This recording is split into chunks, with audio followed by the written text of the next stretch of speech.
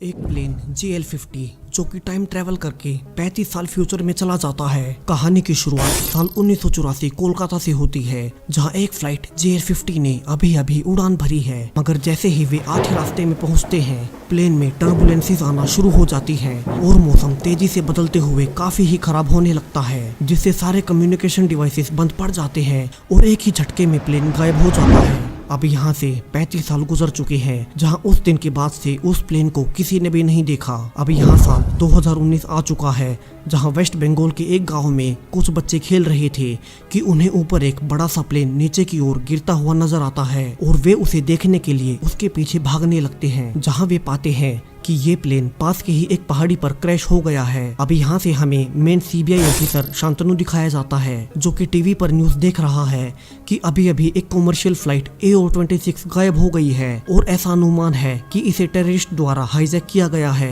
अब अगली ही सुबह शांतनु ऑफिस जाकर इन्वेस्टिगेशन स्टार्ट करता है, जहाँ वो अपने एक कोलीग गुरंगो के साथ क्रैश साइट पर जाता है। यहाँ एक सोल्जर उन्हें बताता है कि प्लेन में सिर्फ 2 लोगों को छोड़कर बाकी सब मारे जा चुके हैं और बचे हुए 2 लोगों को आर्मी पास के ही एक हॉस्पिटल में ले गई है, जहां अभी भी उनका इलाज चल रहा है। बचे हुए 2 लोगों में से एक मेन पायलट पीहू घोष है और दूसरा एक पैसेंजर विश्वजीत चंद्र है। अब यहाँ अजीब बात यह है कि आर्मी को कॉकपिट में एक पैसेंजर की लाश मिली है, यानी कि प्लेन के क्रैश होने से पहले इसे हाईजैक किया गया था। और अब यहाँ सोल्जर दोनों को बताता है कि ये गायब हुई फ्लाइट AO-26 नहीं है, बल्कि JL-50 है, जो कि 35 साल पहले गायब हुआ था। अब यहाँ से फ्लैशबैक दिखाया जाता है, जहाँ 1984 में हमें पायलट बिहू घोष दिखाई जाती है।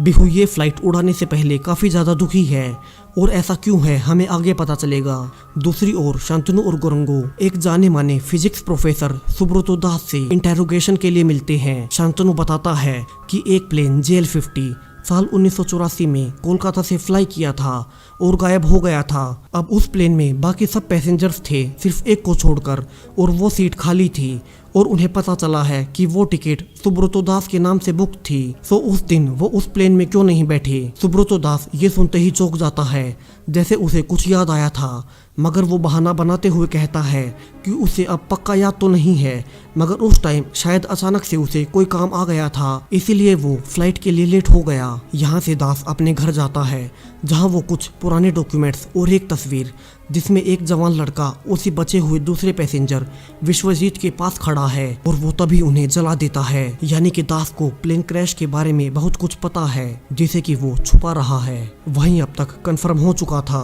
कि फ्लाइट AO-26 को टेररिस्ट ने हाईजैक कर लिया है और वे उसे छोड़ने के बदले में एक बड़े टेररिस्ट पार्थो मजूमदार को फ्री करने की डिमांड कर रहे हैं, जिसे कि कुछ ही दिनों में फांसी होने वाली है। अब कुछ दिन गुजर जाते हैं, जहां अब तक पायलट बिहू को होश आ चुका था और ये न्यूज मिलते ही शांतनु उससे पूछताछ के लिए हॉस्पिटल पहुंच जाता है। वो पूछता है कि उनका प्लेन कैसे क्रैश हुआ। बिहू बताना शुरू करती है कि स्केड्यूल के मुताबिक उनके प्लेन ने ठीक 3 बजे उड़ान भरी, जिसमें शुरू में तो सब ठीक था, मगर कुछ देर बाद एक आदमी गन के साथ कॉकपिट में घुस गया और उसने को पायलट को मार डाला और फिर उसने मेन पायलट बिहू को कुछ कोऑर्डिनेट्स दिए और गन पॉइंट पर उसे उन कोऑर्डिनेट्स की ओर फ्लाई करने को कहा और उन कोऑर्डिनेट्स की ओर जाते ही उनका प्लेन तेजी से हिलने लगा और मौसम तेजी से खराब हो गया और जब तक बिहू को होश आता उनका प्लेन जमीन में क्रैश हो चुका था। शांतनु बिहू से फ्लाइट की एग्जैक्ट डेट और लोकेशन पूछता है, जहां बिहू बताती है कि कोलकाता 1984। और ये सुनते ही शांतनु को झटका सा लगता है, मगर उसे बिहू पर यकीन नहीं था और वो उससे कहता है कि वो झूठ बोल रही है और पूछता है कि फिर वे 2019 में कैसे आ गए। और ये सुनते ही बिहू भी घबरा जाती है, क्योंकि उसे अभी तक लग रहा था कि वो साल 1984 में ही है। अब और ज्यादा जानकारी के लिए शांतनु बिहू के पुराने एड्रेस पर जाता है और वहां पर नेबर से भी पूछताछ करता है, मगर चूंकि अब 35 साल गुजर चुके हैं तो ज्यादातर को तो बिहू याद तक नहीं है। मगर एक फैमिली शांतनु को मिल ही जाती है, जो कि बिहू की फैमिली की काफी करीबी थी, और वो आदमी शांतनु को बताता है कि बिहू एक होनहार लड़की थी और एक काफी अच्छी पायलट भी थी, मगर उसकी किस्मत हमेशा से खराब ही रही थी। उसने जिस लड़के से प्यार किया उसकी एक एक्सीडेंट में मौत हो गई और उसके मरने के बाद पता चला कि बिहू उसके बच्चे की मां बनने वाली थी, वो भी बिना शादी के।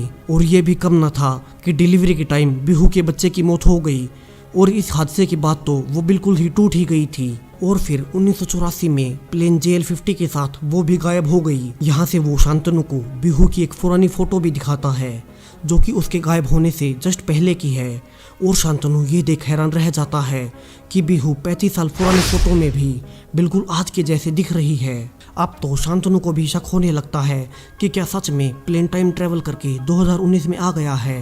यहाँ से वो और छानबीन करता है, जहाँ हेडक्वार्टर वापस जाकर वो JL-50 के ब्लैक बॉक्स की रिकॉर्डिंग सुनने लगता है, जिसमें कि पायलट बिहू के बताए मुताबिक ही सब हुआ है। जहां एक पैसेंजर ने पहले कॉकपिट में जाकर को पायलट को मार दिया और फिर गन पॉइंट पर पायलट बिहू को कुछ कोऑर्डिनेट्स दिए। शांतनु ब्लैक बॉक्स में रिकॉर्डिंग की लास्ट डेट पूछता है, जहां उसे साल 1984 बताया जाता है। अब ब्लैक बॉक्स को तो मैनिपुलेट नहीं किया जा सकता, तो ये तो पक्का था कि ये प्लेन किसी तरह से टाइम ट्रेवल करके 1984 से 2019 में आ गया है। वहीं दूसरी ओर अब तक दूसरे पैसेंजर विश्वजीत को भी होश आ चुका था और जब नर्स उसे बताती है कि एक पायलट और वो दोनों लोग ही जिंदा बचे हैं, तो वो जल्दी से भागकर बिहू के रूम में जाता है और उसे मारने की कोशिश करने लगता है। यहाँ हॉस्पिटल स्टाफ इसे देख लेता है और वे जल्दी से पुलिस को इन्फॉर्म करते हैं, जिससे बिहू की जान बच जाती है। और जब तक शांतनु वहाँ पहुँचता, विश्वजीत ने एक नर्स को होस्टेज बना लिया था और वो धीरे धीरे करके मेन गेट से बाहर भाग जाता है। हालांकि शांतनु उसे पकड़ने की भी कोशिश करता है, मगर वो एक एम्बुलेंस लेकर निकल जाता है। शांतनु को उस पर शक होता है और वो उसके बारे में पूरी जानकारी निकालता है और पाता है कि Biswajit Kolkata research science centre का एक जीनियस प्रोफेसर था, मगर धीरे धीरे वो लेफ्ट विंग एक्टिविस्ट बन गया और बाद में एक टेररिस्ट ग्रुप से भी जुड़ गया। अब उसके बारे में और जानने के लिए शांतनु उसके पुराने एड्रेस पर पहुंचता है, जहां विश्वजीत के उसकी पूरी लाइफ में लिखी गई बुक्स, फाइल्स और रिसर्च पेपर्स थे, जिन्हें विश्वजीत ने पूरे लाइफ टाइम में लिखा था। इन्हीं में से एक फाइल पर प्रोजेक्ट ए लिखा हुआ था और जब शांतनु उसे खोलता है तो पाता है कि इसके अंदर प्लेन JL-50 का पूरा ब्लूप्रिंट मौजूद है, यानी कि विश्वजीत का प्लेन क्रैश से गहरा संबंध है। अब शांतनु प्रोजेक्ट ए वाली फाइल को लेकर कोलकाता रिसर्च सेंटर विश्वजीत के बारे में जानकारी जुटाने जाता है, जहां उसे एक और प्रोफेसर अश्विनी मिलता है। शांतनु उन्हें प्रोजेक्ट ए फाइल दिखाता है और उसके बारे में पूछता है। इसे देख अश्विनी शांतनु को सब बताना शुरू करता है। वो बताता है कि प्राचीन काल में सम्राट अशोक हुए थे, जो कि दुनिया से हिंसा को मिटाना चाहते थे और इसीलिए उन्होंने उस दौर के सभी स्कॉलर्स, पंडितों और विद्वानों को इकट्ठा किया और उस सारे ज्ञान जो कि इंसान इस्तेमाल करके दूसरों को हानि पहुंचा सकते थे, उन सबको छुपाने का फैसला किया। ये सारा ज्ञान सुपरनेचुरल था, जिसमें कि इनविजिबल होना, उड़ने की क्षमता पैदा करना और समय को नियंत्रित करना, यानी कि टाइम ट्रेवल, ये सब शामिल था। इन सभी से जुड़ी सारी ही किताबों को या तो जला दिया गया या दफना दिया गया, जिससे कभी भी कोई इंसान अपने फायदे के लिए इनका इस्तेमाल ना कर पाए। मगर इसी बीच आज़ादी के कुछ टाइम पहले कुछ लोगों को टाइम ट्रेवल से जुड़ी किताब के कुछ पन्ने मिल गए और उसी के बाद उन पेजेस के ऊपर रिसर्चर्स की टीम ने काम करना शुरू किया और इस पूरे ही प्रोजेक्ट का नाम प्रोजेक्ट ए रखा गया। मगर उन रिसर्चर्स ने पूरी कोशिश की, फिर भी वे कभी टाइम ट्रेवल को साबित नहीं कर पाए और ये पूरा ही प्रोजेक्ट उस टाइम फेल रहा था। ये सुनने के बाद शांतनु उससे विश्वजीत मित्र के बारे में पूछता है कि वो इस प्रोजेक्ट से कैसे जुड़ा। अश्विनी बताता है कि वो उसके बारे में ज़्यादा नहीं जानता, मगर प्रोफेसर सुब्रतो दास उस टाइम विश्वजीत का काफ़ी करीबी था और कई सालों तक उसका असिस्टेंट भी रहा था। तो विश्वजीत के बारे में और जानने के लिए उसे प्रोफेसर दास के पास जाना चाहिए। अब उसी रात शांतनु गुस्से में प्रोफेसर दास के घर जाता है और उससे कहता है कि उन्होंने उससे पहले झूठ क्यों बोला, कि वो उस प्लेन के बारे में कुछ नहीं जानता, और वो उन्हें प्रोजेक्ट ए से जुड़े सारे पेपर्स दिखाता है और उसे सब कुछ सच बोलने को कहता है। अब प्रोफेसर सुब्रतो दास के पास कोई ऑप्शन नहीं था, तो वो सब कुछ सच बताना शुरू करता है। वो बताता है कि आज़ादी से पहले ही विश्वजीत मित्र का पिता प्रोजेक्ट ए से जुड़ी टीम का हेड था, मगर जब देश को आज़ादी मिली तब इस प्रोजेक्ट की सारी फंडिंग रोक दी गई। मगर इन सब के बावजूद विश्वजीत मित्र ने इस प्रोजेक्ट पर अकेले दिन रात काम करना जारी रखा और फाइनली काफ़ी सालों की मेहनत के बाद विश्वजीत ने टाइम ट्रेवल के रहस्य को सुलझा ही लिया। शांतनु कहता है कि ये सब बकवास है और वो इन सब में नहीं मानता, मगर सुब्रतो दास कहता है कि ये सब सच है और आगे बताता है कि विश्वजीत एक जीनियस था। उसने प्रोजेक्ट ए की सारी रिसर्च को कंप्लीट कर लिया और फाइनली उसने पृथ्वी के पास मौजूद कुछ वर्म होल का पता लगा लिया, जिनसे गुजरने के बाद आप टाइम में आगे या पीछे जा सकते हैं। दास आगे बताता है कि वो उस टाइम मित्र का असिस्टेंट था और उसे उसके सारे प्लान के बारे में सब पता था। विश्वजीत का प्लान था कि वे एक प्लेन को हाईजैक करके उसे गन पॉइंट पर एक वर्म होल में एंटर करवाएंगे जिससे वो दूसरे टाइम में पहुंच जाए। और इसी के लिए वो उस टेररिस्ट ग्रुप से भी जुड़ा था जिसका लीडर पार्थो मजूमदार था। वहीं पार्थो मजूमदार जिसके ग्रुप ने 2019 में भी फ्लाइट AO26 को हाईजैक किया है। यहाँ सुब्रतो दास आखिर में बताता है कि वो भी उस प्लेन में जाने वाला था, मगर वो आखिरी टाइम में काफ़ी डर गया था कि अगर उनका एक्सपेरिमेंट फेल हो गया तो उनका क्या होगा। और आखिर में हुआ भी कुछ ऐसा ही। विश्वजीत के अंदाजे से वे 35 घंटों के टाइम ट्रेवल के बाद वापस आ जाएंगे, मगर उसकी कैलकुलेशन गलत निकली और उनका प्लेन 35 घंटों के बजाय 35 सालों के लिए टाइम ट्रेवल कर गया। अब ये सब सुनने के बाद भी शांतनु को टाइम ट्रेवल पर भरोसा नहीं था। यहाँ प्रोफेसर कहता है कि गवर्नमेंट हाईजैक प्लेन के बदले में पार्थो मजूमदार को 2 दिन में रिहा करने वाली है, और फिर अगर वो विश्वजीत से मिला तो दोनों मिलकर इस टाइम ट्रेवल नॉलेज का यूज करके देश को बड़ा नुकसान पहुंचा सकते हैं। अब ये सुनने के बाद शांतनु घबरा जाता है। प्रोफेसर बताता है कि उनके पास विश्वजीत और पार्थो को रोकने के लिए एक ही रास्ता है, उन दोनों को उसी वर्म होल के जरिए फिर से पास्ट में यानी कि 1984 में जाना होगा और वहां वे उस प्लेन JL-50 को हाईजैक होने से रोक देंगे, जिससे ना तो किसी की मौत होगी और ना ही पार्थो और उनका टेररिस्ट ग्रुप कभी एग्जिस्ट करेगा। अब शांतनु इस बार प्रोफेसर की बात मान लेता है और दोनों हॉस्पिटल में पायलट बिहू से मिलने पहुंचते हैं, क्योंकि वही एक थी जिसे पता था कि उस वर्म होल की एग्जैक्ट लोकेशन क्या है जिसमें से उस टाइम उसका प्लेन निकला था। दोनों बिहू को सब समझाते हैं। यहाँ शुरू में तो बिहू उनका साथ देने से मना करती है, मगर बाद में इस शर्त पर मान जाती है कि वो भी उनके साथ चलेगी। और दूसरे ही दिन शांतनु का कोलीग उनके लिए सीक्रेटली एक प्लेन अरेंज करता है और तीनों ही उसे लेकर निकल जाते हैं। अब जब उनका प्लेन वर्म होल तक पहुंच चुका था, उनका प्लेन पहले की ही तरह हिलने लगता है और सब कुछ मेल फंक्शन करने लगता है, जिससे प्लेन डैमेज हो जाता है और पायलट बिहू को जल्दी से इमरजेंसी लैंडिंग करनी पड़ती है। अब प्लेन नीचे आने के साथ ही सब कुछ बदल चुका था। तीनों को एक पुरानी जीप आती दिखाई देती है और वे तीनों लिफ्ट लेकर मेन कोलकाता सिटी तक पहुंच जाते हैं। अब यहाँ से शांतनु को रियलाइज होता है कि वे सब सच में 1984 में आ चुके हैं, जहाँ पर सारी ही गलियां, बसें, होटल्स और यहाँ तक कि लोगों को रहने का तरीका भी 80s का था। शांतनु के लिए ये सब काफी ही वियर्ड था, मगर उन्हें अपने मिशन को पूरा करना था, जो कि अगले दिन था। शांतनु दोनों को छोड़कर रात को एक अनाथ आश्रम पहुंचता है और यहाँ रिवील होता है कि शांतनु एक अनाथ है, जिसे कि 1984 में आज ही के दिन कोई इसी अनाथ आश्रम में छोड़कर चला गया था। सो शांतनु ये देखने आया है कि उसे यहाँ कौन छोड़कर गया था। और कुछ देर के इंतजार के बाद 2 लोग आते हैं और एक छोटे से बच्चे को आश्रम में छोड़ जाते हैं। शांतनु बच्चे के लोकेट से पहचान लेता है कि ये उसी का लोकेट है और ये बच्चा छोटा शांतनु ही है, मगर वो उन दोनों को नहीं जानता था जो कि उसे इस अनाथ आश्रम में छोड़कर गए थे, जिनके बारे में हम आगे जानेंगे। अब अगले दिन सुबह प्रोफेसर, शांतनु और बिहू मिलकर प्लान करते हैं कि वे JL-50 को हाईजैक होने से कैसे रोकेंगे। प्रोफेसर बताता है कि चूंकि वो विश्वजीत का असिस्टेंट था, सो उसे सब पता है कि आज शाम को ही विश्वजीत पार्थो से एक गोडाउन में मिलने वाला है, जिसके बाद वे कल प्लेन हाईजैक करेंगे।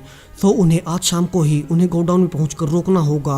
और यहाँ से तीनों गोडाउन के लिए निकल जाते हैं और जल्दी ही वहाँ पहुंच जाते हैं, जिसके बाद उन्हें उन सब के वहाँ आने का इंतजार करना था। यहाँ शांतनु बिहू से कहता है कि उसे पता है कि ये सब उसके लिए कितना मुश्किल है और उसे रिपोर्ट से पता चला है कि बिहू का बच्चा होते ही मर गया था। बिहू बताती है कि वो डिलीवरी के टाइम बेहोश हो गई थी और जब उसे होश आया तब उसकी फैमिली ने उसे बताया कि उसे मरा हुआ बच्चा पैदा हुआ था, जिसे बिहू कभी देख ही नहीं पाई। और तब तक पार्थो और विश्वजीत वहां पहुंच चुके थे और वे प्लान बनाना शुरू करते हैं, जहां शांतनु और दास उन्हें रोकने अंदर जाते हैं और बिहू बाहर गाड़ी में ही रुक जाती है। यहाँ वे सब लोगों को गन पॉइंट पर वहीं रुकने को कहते हैं, मगर वे सब भी शांतनु पर गोलियां चलाने लगते हैं। मगर शांतनु फ्यूचर से था, उसके पास लेटेस्ट गन थी और अच्छे कॉम्बैट स्किल्स भी, सो वो एक एक करके सबको मारने लगता है और आखिर में टेररिस्ट पार्थो को भी मार देता है। वहीं प्रोफेसर दास भी विश्वजीत को पीछे से गोली से मार देता है। अब यहाँ से उनका मिशन पूरा हो चुका था और शांतनु विश्वजीत के प्रोजेक्ट ए से जुड़े सारे रिसर्च पेपर्स को जलाने लगता है ताकि किसी और को टाइम ट्रेवल से जुड़ी ये जानकारी ना मिल सके।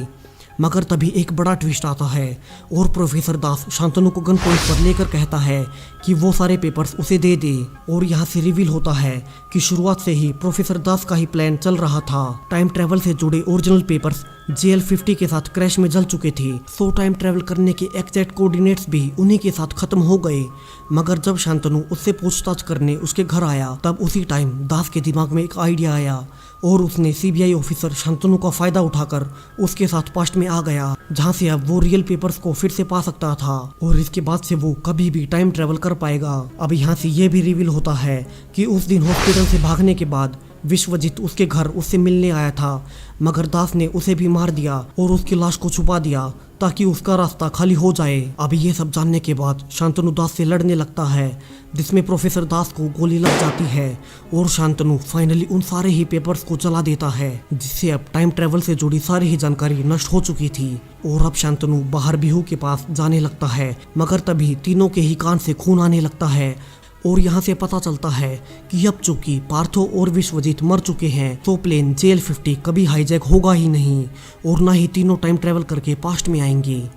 और अब ये नई टाइमलाइन इन तीनों को ही एक्सेप्ट नहीं कर पाती और फिर से इन्हें इनकी ओरिजिनल टाइम में टेलीपोर्ट कर देती है। और अब यहाँ से फ्यूचर बिल्कुल बदल चुका है। शांतनु खुद को 2019 में अपनी वाइफ के साथ फ्लाइट AO-26 में पाता है, मगर ये फ्लाइट इस बार हाईजैक नहीं होती।